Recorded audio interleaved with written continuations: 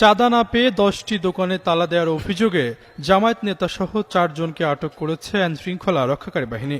সোমবার সন্ধ্যার দিকে আটক করার পর তাদের চালান করা হয়।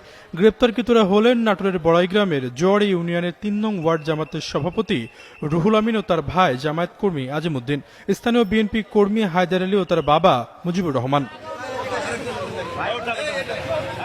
জানা গেছে, আটককৃতরা প্রতি দোকানের মালিকের থেকে মাসিক 5,000 টাকা করে চাঁদা দাবি করে, কিন্তু দোকান মালিকরা চাঁদা দিতে অস্বীকৃতি জানালে অভিযুক্তরা জোরপূর্বক দোকানগুলো বন্ধ করে তালা দিয়ে দেন। ভুক্তভোগী ব্যবসায়ীরা চাঁদার বিষয়টি তাৎক্ষণিক সেনাবাহিনী ও স্থানীয় প্রশাসনকে জানালে নাটোর অস্থায়ী সেনা ক্যাম্প ও বড়াইগ্রাম থানা পুলিশের একটি দল দ্রুত ঘটনাস্থলে পৌঁছায় এবং তালা খুলে ব্যবসায়ীদের দোকান পুনরায় চালু করতে সহায়তা করে এবং ঘটনাস্থল থেকে 4 জনকে আটক করেন। তবে চাঁদাবাজির অভিযোগ অস্বীকার করে আটককৃতদের পরিবারের সদস্যরা বলছেন, দীর্ঘদিন ধরে বেদখলে থাকা জমি উদ্ধারের জন্যই দোকানে তালা দেওয়া হয়েছিল। এসব নিয়ে বড়াইগ্রাম উপজেলা জামায়াতের আমির মোহাম্মদ হাবিবুর রহমান বলেন, ঘটনার বিষয়ে দলীয়ভাবে এখনো কোনো সিদ্ধান্ত হয়নি। দলের উচ্চ পর্যায়ের রোকনদের সঙ্গে আলোচনা সাপেক্ষে ব্যবস্থা নেওয়া হতে পারে।